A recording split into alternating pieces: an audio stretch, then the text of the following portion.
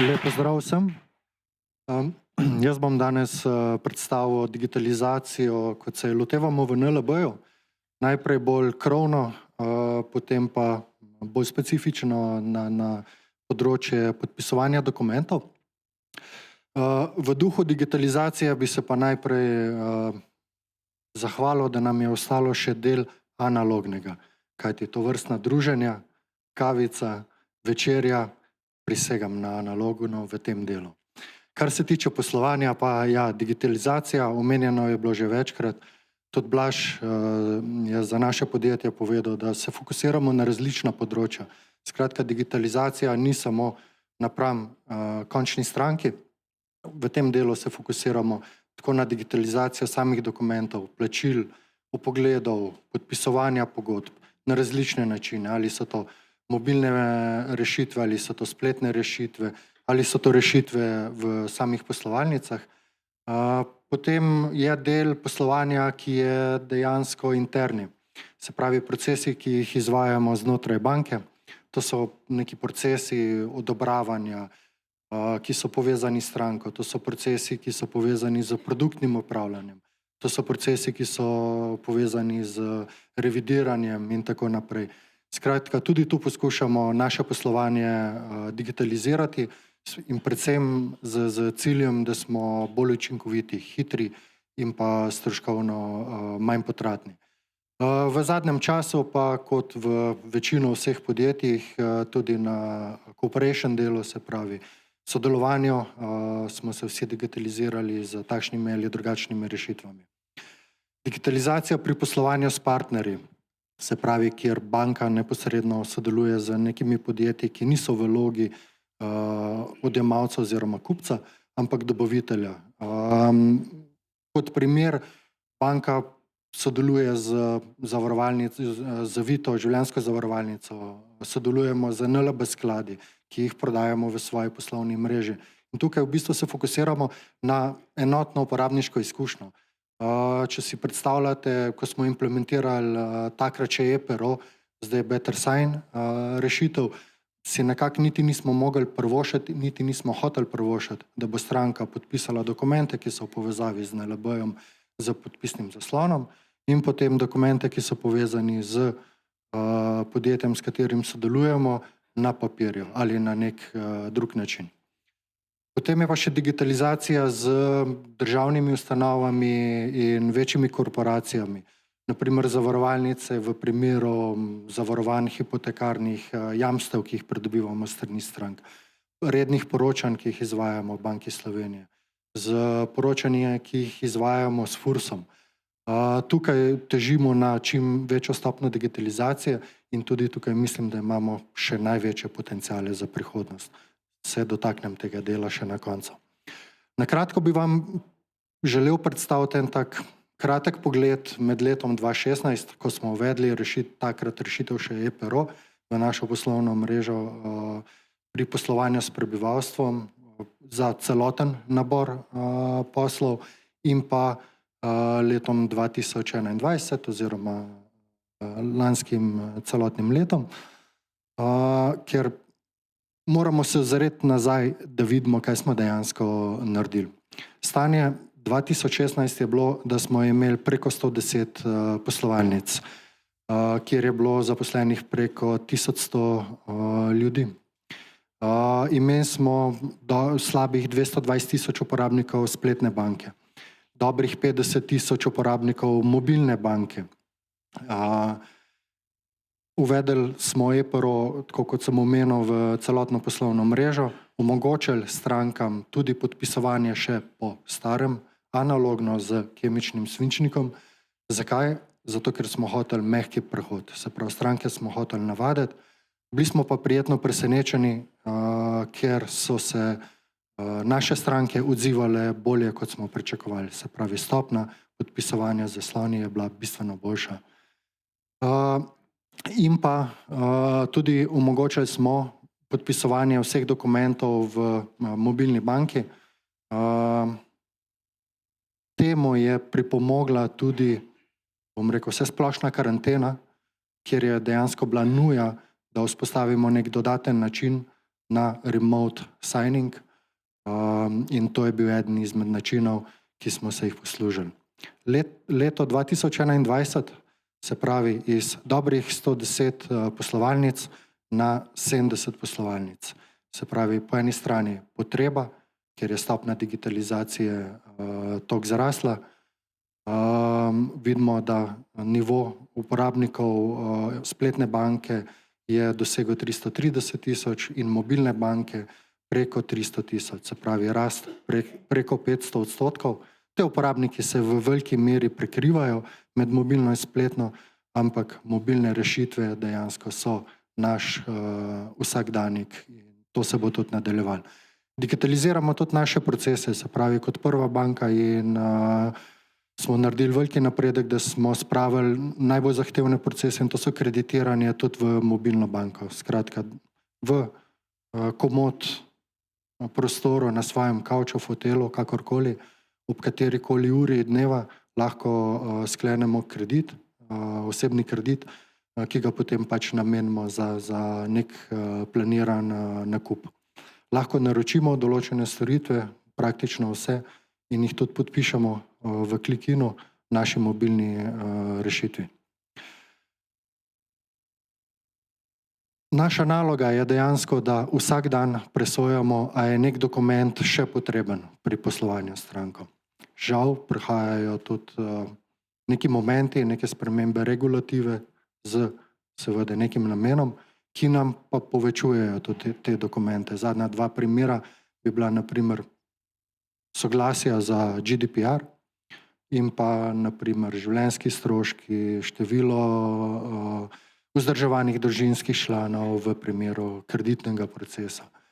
Tukaj sicer mislim, da oziroma ne kot zaposlen v NLB-ju, ampak kot državljan, imam nekaj izzivov, zakaj hudiča moram jaz dati izjavo GDPR vsakem podjetju posebej.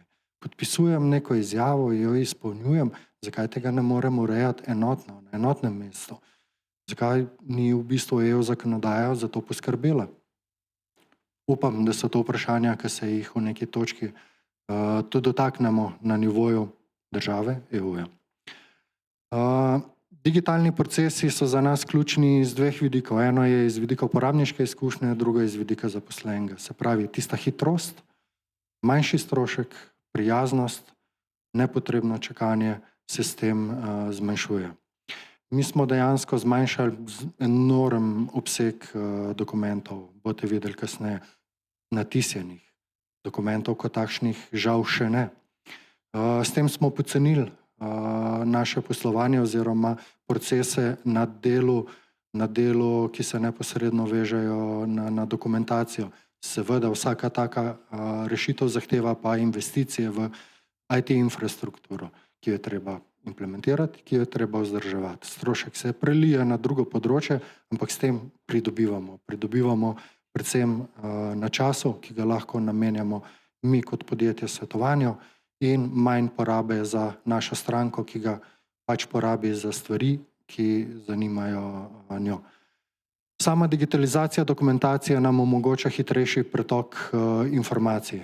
Nekaj, kar je včasih nastal dokument, ki se je potem nekam posredoval, da so ga skenirali, da je postal digitalna oblika, da ga je lahko nekdo na remote lokaciji videl v nekaj dneh, se to danes zgodi v trenutku, ker v trenutku nastanka je digitaliziran, arhiviran in dostopen praktično po celotnem podjetju in tudi za našo stranko. Obseg dokumentov, ki smo jih uspeli dejansko nekako digitalizirati, presega 10 milijonov na letni ravni. Ta leti v višave. Kot vidite, dejansko uspemo 70% dokumentov posredovati strankam v elektronsko pošto. Podpisani so vsi, oziroma 95% z podpisnimi zasloni, 8% jih stranke še vedno zahtevajo na papirju, ampak ne, ker bi si to želeli.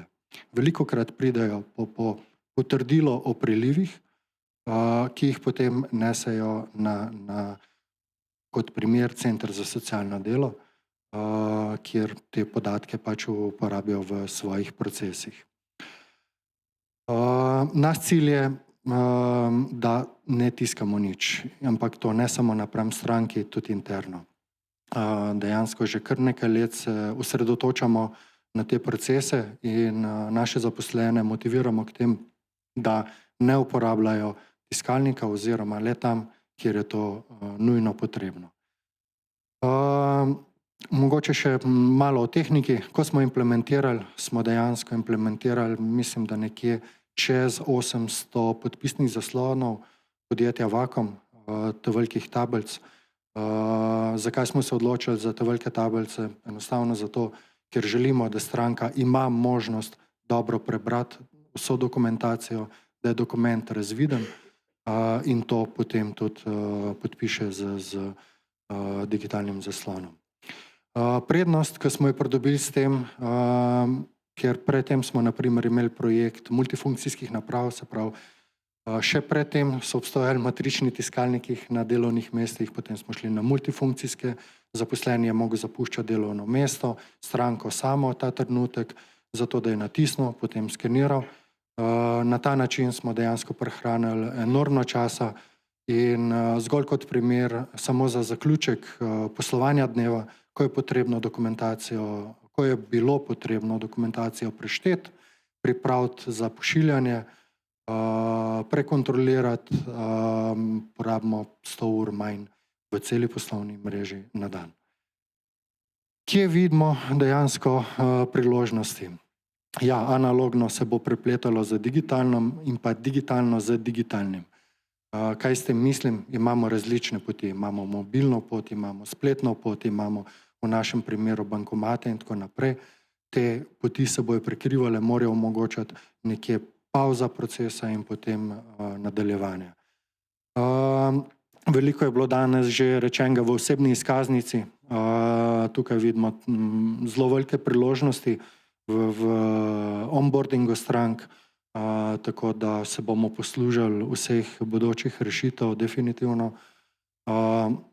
Potem pa seveda strmimo k tem, da oprema, ki je na delovnem mestu zaposlenega, ne prerase nekih zdravih mej, skratka, da nimamo podpisanega zaslona, potem skenerja za nekaj, potem še mogoče fotoaparat za nekaj drugega, potem še čitalec kartic z namen identifikacije in tako naprej in naprej, ampak da je delovno mesto bolj podobno tistem na desnem, ne na levem, ko je polno periferne opreme. Kje vidim pa največje možnosti, ki jih lahko naredimo z digitalizacijo, je, da informacij, ki že obstojijo, ne dupliciramo. Primer, ravno sem prej omenil potrdila o prilivih, prihodkih, kakorkoli, ti obstojajo. S temi razpolaga FURS dejansko v celoti. Zagotoviti pa, če bi hotel poenostaviti življenje našim državljanom, pa ne govorim za potrebe bank, govorim za širše področje, govorim za celotno poslovanje z državo, z širšim podjetniškim okoljem, je, da omogočimo na varen način in z dovoljenjem potrošnika, da se te podatki prelivajo iz sistema v sistem. S tem bomo prihranili čas našim državljanom in pa omogočili boljšo uporabniško izkušnjo in ne hoditi od urada do urada oziroma od podjetja do podjetja ali inštitucije z nekimi dokumenti, kjer bomo dokazovali nekaj, kar se v bistvu že ve. Tako da s tem bi tudi zaključil misel. V tem vidim dobrobit za vse nas, saj bomo tudi obseg možnih zlorab zmanjšali, ker bomo s podatki razpolagali na enem mestu. Hvala.